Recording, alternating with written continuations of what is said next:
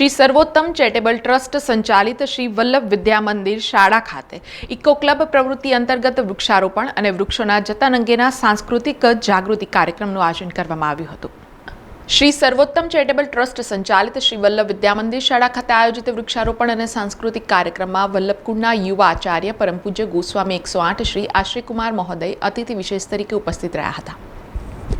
આ સાથે શાળાના ટ્રસ્ટીઓ તેમજ મોટી સંખ્યામાં શાળાના વિદ્યાર્થીઓ આ કાર્યક્રમમાં જોડાયા હતા।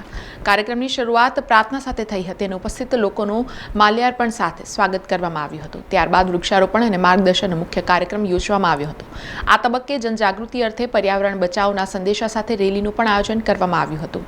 શ્રી સર્વોત્તમ ચેરિટેબલ ટ્રસ્ટ દ્વારા સંચાલિત શ્રી વલ્લભ વિદ્યા મંદિરમાં જ્યારે બાળકો દ્વારા તમામ ટીચર્સ દ્વારા ખૂબ સુંદર વૃક્ષારોપણનું આયોજન આજે કરવામાં આવ્યું છે।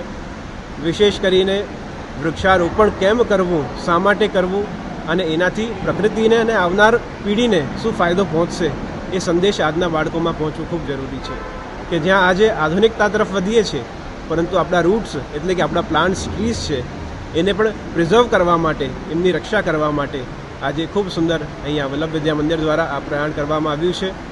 બધા જ બાળકો આધ્યાત્મને, ધર્મને અને આપણા રૂટ્સને જાણે, કારણ કે રૂટ્સ આપણા વેદ છે, આપણું જે થડ છે, વૃક્ષનું જે થડ એ આપણું હિન્દુ સનાતન વૈદિક ધર્મ છે, એની શાખાઓ છે એ અલગ અલગ સંપ્રદાય ધર્મ છે, એમાં આવનાર જે પત્તા છે એ પાન અલગ અલગ ફિલોસોફીઝ છે અને એમાં લાગનાર જે ફલ છે એ આપણા ઈષ્ટ છે।